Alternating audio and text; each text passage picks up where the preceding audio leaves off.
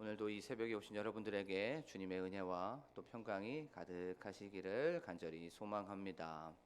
우리는 저번 시간에 신중한 사람이 되었으면 좋겠습니다라고 하는 그 제목을 가지고 말씀을 살펴봤습니다. 보아스는 룻에게 내 말대로 내가 기업 물을 자가 될 거야. 내가 그런 자격이 있어라고 얘기를 하게 되었죠. 그런데 너의 그 시아버지, 지금은 소천하신 그 시아버지에게는 나보다 더 가까운 친족이 있었어라고 하면서 그 사람이 기업 물을 자가 되었으면 좋겠다. 그런데 그가 만약에 기업 물을 자의 의무를 행하지 않는다면 여호와 하나님께서 언약의 그 주님께서 살아계심을 두고 맹세하노니 내가 너의 기업을 물을 자가 될 거야 라고 얘기하고 있음을 우리가 알 수가 있습니다. 그래요. 보아스는 자기가 하고 싶은 대로 할 수 있었어요. 그런 능력도 있었고 그런 실력도 있었고 또 그런 권력도 있었습니다. 자기 마음대로 순서나 차례나 질서나 조화롭지 않게 그거 다 무시하고 신중하지 않게 자기가 그냥 기업을 물을 수가 있었어요. 하지만 그는 차례대로, 순서대로, 질서대로 조화롭게 신중하게 먼저 기업 물을 자를 생각하면서 질서를 깨지 않는다는 것을 보게 되었습니다. 굉장히 신중한 선택이었고 신중한 결정이었지요. 그러면 우리가 어떻게 하면 신중하게 선택할 수 있고 신중하게 판단할 수 있냐면 바로 의논하기라고 하는 그런 어떤 적용을 우리가 해봤습니다. 의논하기, 하나님과 의논하고 또 끊임없이 기도하고 대화하면서 우리가 자칫 잘못할 게 내 마음대로, 내 기분대로 아니면 상황대로 판단할 수 있었던 것을 하나님과 끊임없이 대화하면서 기도하면서 우리가 신중하게 판단할 수 있게 해야 된다라는 것에 대해서 나눠봤습니다. 그리고 어떤 결정을 하고 어떤 선택의 앞에서 목회자와 함께 상담하고 또 기도하고 또 그것을 생각하면서 신중하게 선택할 수 있다는 것을 우리가 살펴봤습니다. 그리고 나의 이 선택이, 나의 이 어떤 결정이 이것이 하나님께 영광 올려드리는 것일까, 그것을 생각하면 신중하게 결정할 수 있다는 것에 대해서 말씀을 좀 살펴봤죠.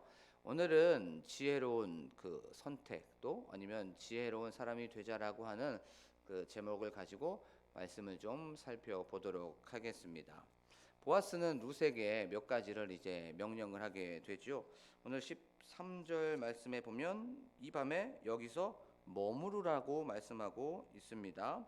그리고 또 새벽까지 있을지라라고 말하고 있고 사람들이 14절에 보면 서로 알아보기 어려울 때까지 그때까지 있으라고 하는 것을 우리는 말씀을 통해서 알 수가 있습니다. 밤에 여기 있으라고 얘기했었고 아침까지 여기 있으라고 얘기했었고 그 다음에 여인이 타작마당에 들어온 것을 사람들이 알지 못하여야 된다고 그렇게 룻에게 명령하고 있는 것을 우리가 볼 수가 있죠.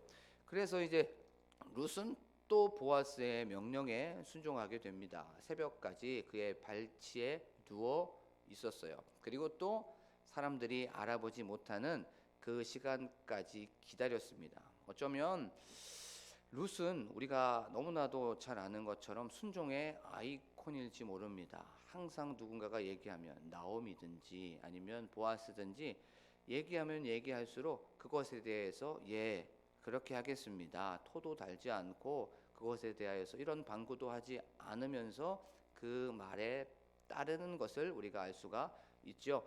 우리도 오늘 하루를 살아가면서 하나님의 말씀에 순종하고 또 하나님의 말씀에 귀를 기울여서 상황도 힘들고 또 마음에 들지도 않지만 그래 어떤 뜻이 있겠지. 하나님께서 어떤 계획이 있으시겠지. 하나님께서는 분명히 어떤 목적이 있으셔서 나에게 말씀하실 거야 라고 하는 그것을 바라보면서 순종하면서 나아가는 저와 여러분이 되기를 원합니다.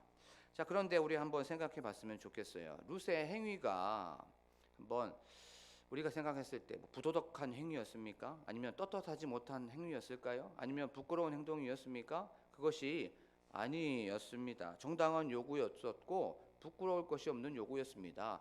당신이 나의 기업을 물을 자입니다. 기업을 물어주세요라고 하는 이 부탁, 이 요구는 당당하고 정당한 것이었어요.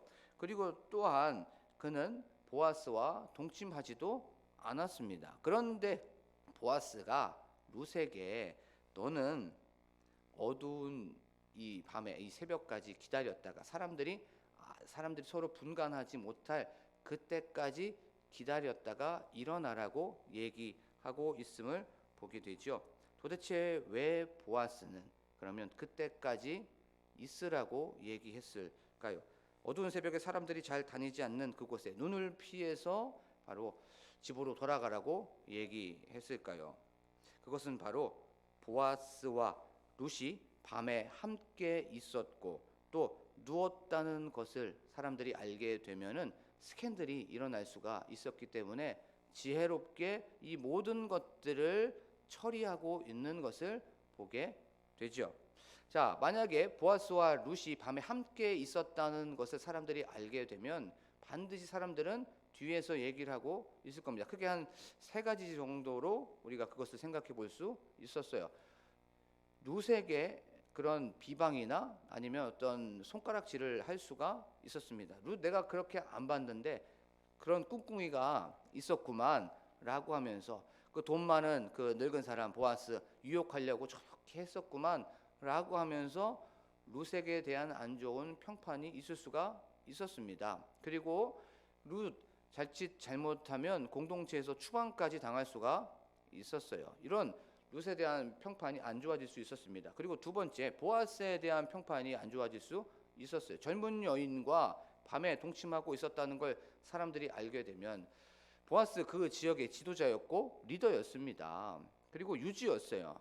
사람들은 평판이 보아스에게 되게 좋았어요. 그래서 보아스님 너무나도 나이스하고 너무나도 좋아. 그런데 이런 상황을 알게 되면 보아스님 그렇게 안 봤는데 참 그렇구만 라고 하면서 평판이 안 좋아질 수 있었고 또 그 명성이 안 좋아질 수 있었겠죠. 그리고 세 번째, 기업 물을 자가 이제 있었습니다. 그 기업 물을 자가 어떤 것을 선택하고 심사하고 결정하게 되었을 때 이미 그들 둘이서 먼저 작당모의 다 했구만 라고 하면서 그들이 했었던 선택이나 그들이 했었던 어떤 절차들이 공정하지 못할 수 있었고 또 그것들이 정직하고 정의롭지 못할 수가 있었어요. 이것 때문에 보아스는 이런 스캔들, 이런 구설수가 일어나지 않기 위해서 바로 밤에 새벽에 아무도 잘 알아보지 못하는 그 어두움에 있었을 때 그때 일어나라고 지혜롭게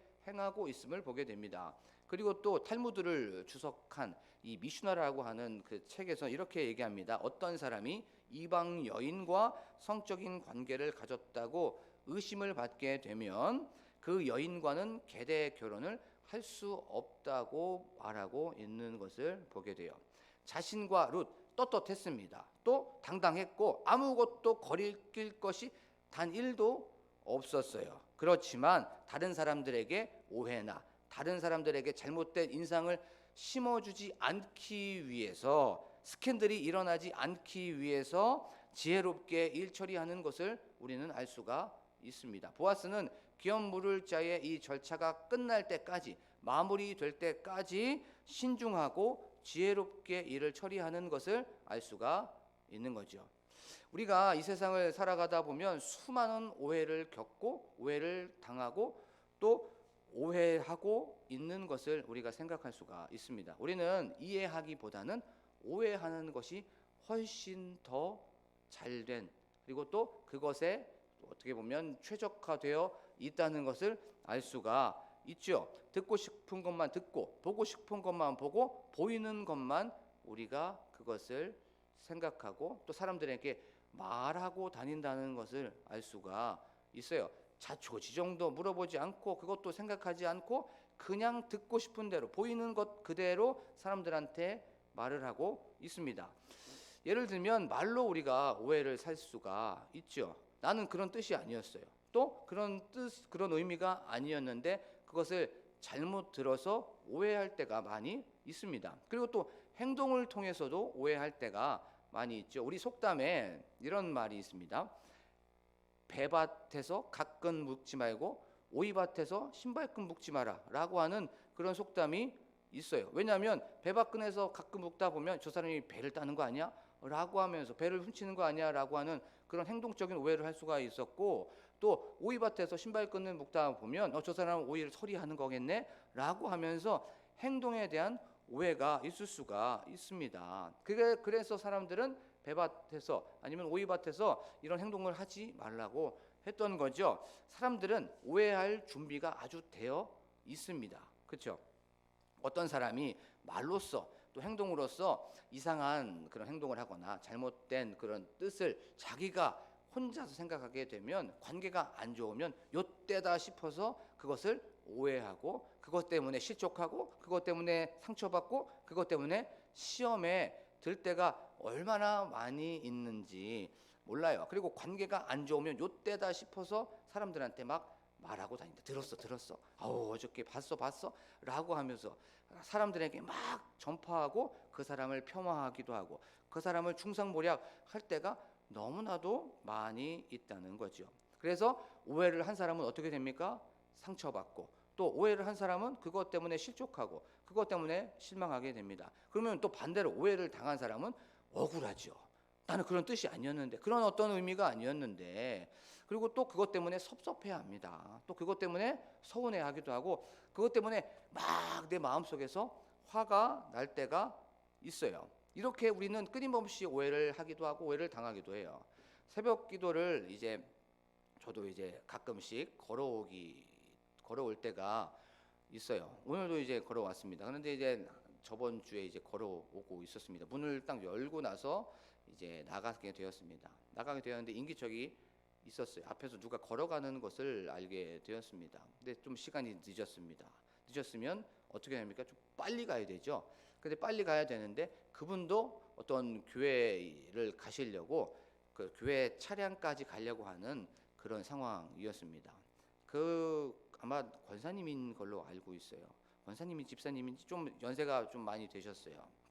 그래서 저희 집에서부터 큰 길까지가 한 30m 정도가 안 됩니다. 저는 문을 열고 나갔지요. 그리고 그분도 이렇게 지나갔어요. 저는 늦었기 때문에 빨리 걸어갔습니다. 그러니까 그분이 제가 무슨 해코지를 하는 줄 알고 빨리 걸어가기 시작했습니다. 그런데 저는 늦었기 때문에 조금 더 빨리 갔어요. 근데 그분도 빨리 가고 있는 것을 보게 됩니다. 그러면서 뒤를 확 쳐다보는 거예요.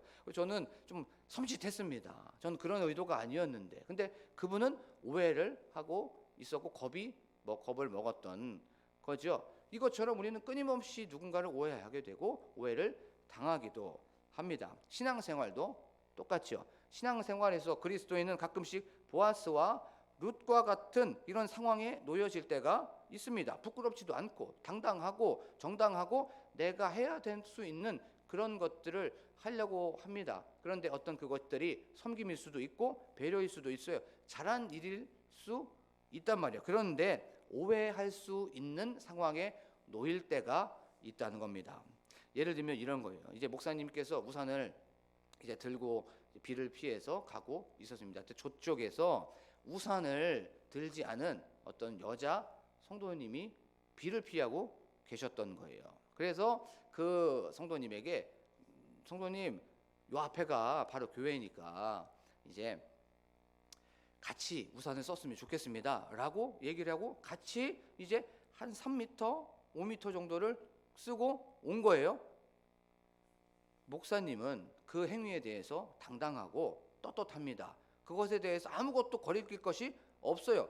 오히려 그것은 배려하는 행동이었고 그것은 오히려 그 사람을 생각하는 행동이었어요. 근데 그것을 본 어떤 사람들은 야, 목사님 저거 바람났구만 라고 얘기할 수가 있어요. 또 그것을 안 좋게, 목사님과의 관계가 안 좋은 사람들은 그걸 다른 사람들한테 또 얘기할 수 있습니다. 야, 목사님 그렇게 안 봤는데 라고 하면서 이걸 잘못 오해하고 잘못 곡해해서 사람들한테 얘기할 수가 있는 거예요. 내 행동은 떳떳할 수 있고 내 행동은 당당할 수 있고 아무렇지 않을 수 있고 부도덕한 행동이 아니에요. 하지만 다른 사람들이 봤을 때 그 부분을 한번 생각해 보기를 원합니다. 떳떳하고 아무런 문제가 되지 않을 것 같은데 오해할 수가 있다는 거예요. 거리낄 것 없다고, 부덕덕하지 않다고 해서 사람들이 오해해도 괜찮아, 상처받는 사람들, 시험에 드는 사람들 괜찮아, 상관없이 행동하는 건 지혜롭지 않은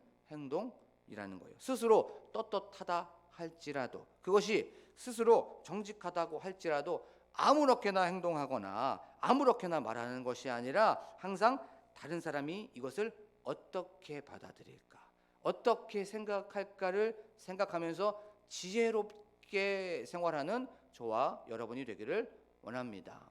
참 예수 믿는 거, 그래서 예수님을 믿는다는 거 그렇게 쉽지 않습니다. 굉장히 디테일해야 돼요.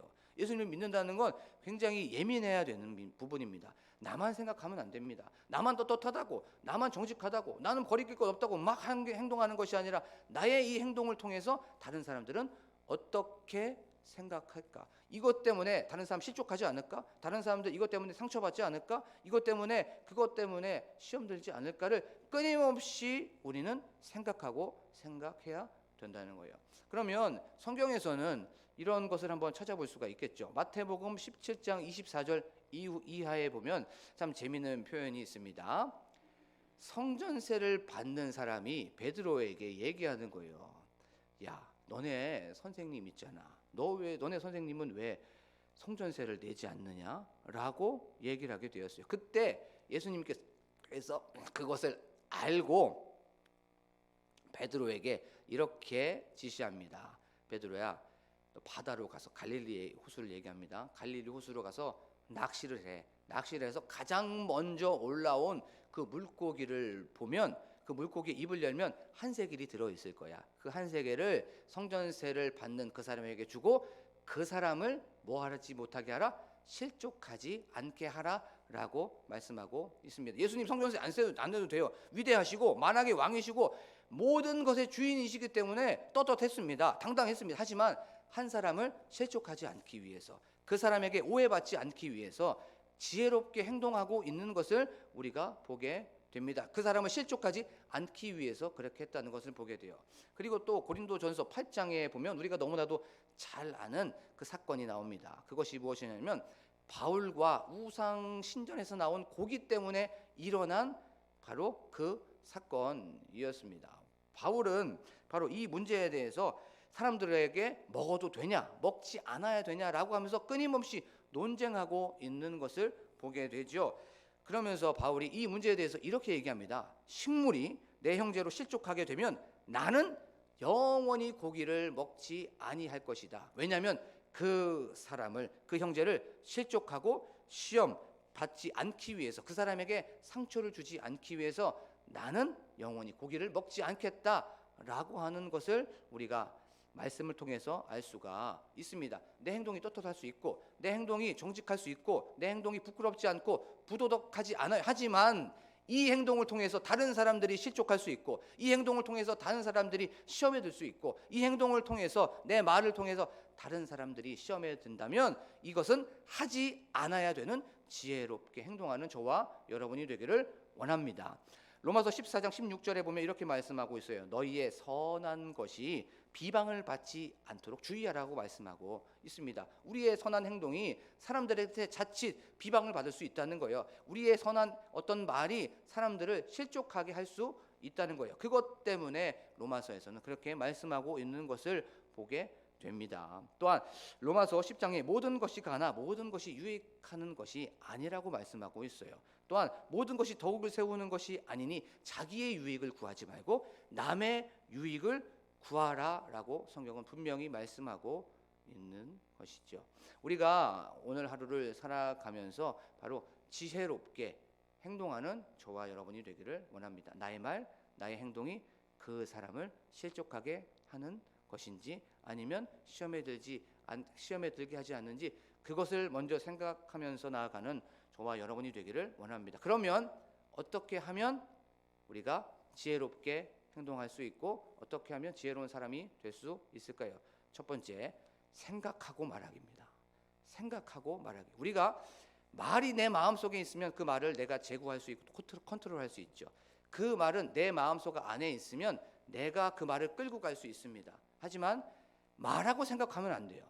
이게 항상 중요합니다. 생각하고 말하면 우리가 지혜롭게 행동할 수 있습니다. 지혜롭게 우리가 모든 것을 할 수 있는데 말하고 생각해 버리면 말이 나를 이끌고 갑니다. 그렇죠? 말이 나를 컨트롤할 수밖에 없어요. 말에 우리가 붙들림 바 될 수밖에 없습니다. 그래서 우리가 어떤 것을 지혜로운 것을 하려고 했을 때 그렇게 지혜롭게 살아가는 건 첫 번째 생각하고 말하기입니다. 그리고 모든 것을 다 준비된 애드립을 하는 거예요. 그 어떤 사람들과의 관계가 일어날 수밖에 없고 교제할 수밖에 없죠. 그러면 어떤 말을 그때 즉흥적으로 하는 것도 중요해요. 그럼 물론 그게 센스도 있고 위트도 있고 조금 재미있을 수 있습니다. 하지만 그것 때문에 실수할 수 있습니다. 그것 때문에 실수할 수 있고 그것 때문에 상처받을 수 있어요. 그렇기 때문에 이 모든 것들은 어느 정도는 준비된 애드립이 필요하다는 겁니다. 그리고 세 번째는 어떤 단어나 어떤 문장을 얘기할 때 구체적으로 정확하게 명확하게 얘기해 줘야 돼요. 예를 하나 들어볼게요. 예전에 어떤 담임 목사님과 신방을 하게 되었어요. 그 목사님께서 이 가정을 축복해 주는 기도를 하게 되었습니다. 이 가정에 감사할 것이 풍성하게 주시옵소서. 그리고 이 가정에 베풀 수 있는 은혜를 풍성하게 해 주시옵소서라고 하는데 그 성도님이 요 베푸는 것에 꽂히게 되었어요. 내가 베풀지 못했나? 근데 그 성도님이 한 2달 동안 11조를 못했던 거예요. 그 베풀 수 있게 해 주시옵소서라고 하는 그 단어에 꽂혀서 시험에 들게 되었습니다. 상처를 받게 되었던 거예요. 내가 11조를 못해서 이런 기도를 하였나? 라고 하면서 그런 사람들에게 말을 하기 시작했던 것을 경험하게 되었어요. 말 때문에 상처를 받지 않으려면 단어나 문장만 얘기하면 안 돼요. 구체적으로 자세하게 명확하게 그것에 대해서 좀 장황하더라도 얘기하면 그것에 대해서 실수와 상처받는 것을 줄일 수가 있습니다. 이런 리스크를 줄일 수가 있는 거예요. 그리고 나서 네 번째는 바로 이 말이 어떤 사람을 살리는 말인지 세워주는 말인지 아니면 자기 자신을 드러내려고 하는 말인지 요것을 분별했으면 좋겠습니다. 이 말이 어떤 공동체나 이 상황에 대해서 그냥 웃자고 하면서 어떤 사람을 깎아내리는 말인지 그러면 지혜롭지 못합니다. 그러면 반드시 상처받고 시험에 드는 사람들이 있을 수가 있어요. 요것이 자기를 살리는 말인지 공동체를 살리는 말인지를 생각해 보게 됩니다. 그러면 우리는 지혜롭게 선택할 수가 있어요. 그리고 또 가장 중요한 건 적게 말하기입니다. 생각하고 말하기는 적게 말하면 실수와 시험과 상처를 줄일 수가 있어요. 생각하고 말하기. 두 번째, 생각하고 행동합니다. 행동하기입니다. 우리가 생각하고 행동하면 그만큼 행동하는 것에 대한 리스크를 잘못된 상처를 줄일 수가 있습니다. 하지만 행동하고 나서 어떤 것을 선택하고 결정하고 나서 그 다음에 생각해버리면 이건 아주 큰일 날 때가 많이 있다는 것을 우리가 생각할 수가 있죠. 무엇인가를 행동하기 전에 반드시 이 양심이라는 것이 있기 때문에 뭔가 찝찝합니다. 무엇인가 이거 유쾌하지 않을 수 있는데 무엇인가 이게 그렇게 건강하지 않을 수 있는데 그리고 이것을 했었을 때 양심이라는 게 있기 때문에 떳떳하지 않을 때가 있습니다. 이 생각이 분명히 올 때가 있어요. 그러면 안 하면 돼요. 찝찝하거나 뭔가 유쾌하지 않거나 덕이 되지 않으면 안 하면 되는데 굳이 그것을 하게 됩니다. 그리고 나서 이것에 대한 변명, 이것에 대한 핑계, 이것에 대한 끊임없이 내가 이것을 안 하려고 했는데 라고 하면서 어떤 이야기를 하게 되죠. 찝찝하면 안 하면 돼요. 무엇인가 덕이 안 될 것 같으면 그것을 딱 중단하면 됩니다. 그러면 상처받지도 않고 시험에 들지도 않을 수가 있어요. 그리고 매뉴얼을 만들어 보십시오. 내가 행동하는 것에 대하여서 난 이거는 안 해야 되겠다라고 하는 그런 어떤 매뉴얼을 한번 생각해 보면서 만들어 보는 거예요. 이건 안 해야지, 요건 안 해야지, 요건 안 해야지, 요건 해야지라고 하면서 매뉴얼을 만들어 보면 리스크를 줄일 수가 있습니다. 저는 그렇게 매뉴얼을 만들어 놨습니다. 그것이 무엇이냐면 어떤 여자 성도님과 같이 차에 탈 때는 여자 성도님을 항상 뒤에다가 태웁니다. 그리고 여자 성도님과 우산을 절대 쓰지 않습니다. 그것이 제가 봤을 때 어떤 사람이 저거 버릇없어, 저거 섬기지도 못해, 저거 왜 저래 라고 그렇게 할지언정 아예 리스크를 차단하기 위해서 그런 걸 차단하기 위해서 여자 성도님과 아예 그냥 우산도 안 쓰게 돼요. 그리고 될 수 있으면 사람들이 많은 곳에 있습니다. 그리고 무리를 지어 있고 모든 것을 공개적으로 하려고 합니다. 그리고 나서 사람들에게 많은 것을 알리려고 합니다. 왜냐하면 잘못된 오해를 사기지 않기 위해서 그렇죠. 그리고 그 오해는 나뿐만 아니라 그 사람을 어떻게 합니까? 죄짓게 만드는 거예요. 그렇죠? 그 사람을 죄짓지 않기 위해서 그렇게 하는 거예요. 그런데 이렇게 생각하고 말하고 생각하고 행동하기 또 중요하지만 분명히 사각지대가 있습니다. 그때 더 중요한 건 바로 기도하기입니다. 기도하기. 하나님, 오늘 수많은 사람들을 만나게 되고 수많은 사람들과 교제하게 됩니다. 그때 그 사람의 눈, 그 사람의 귀, 그 사람의 마음, 그 사람의 생각을 덮어주시고 가려주시옵소서. 오해하지 않게 하여 주시옵소서라고 기도하는 저와 여러분이 되기를 원합니다. 그렇게 지혜롭게 또 선택하고 지혜롭게 말하여서 오늘 하루도 그 사람을 죄짓지 않게 하기를 원합니다. 나의 어떤 잘못된 말, 나의 어떤 잘못된 행동 때문에 그 사람을 실족하게 만들고 또 나도 억울함을 또 줄이면서 나아가는 저와 여러분이 되기를 간절히 축복합니다. 지금 이 시간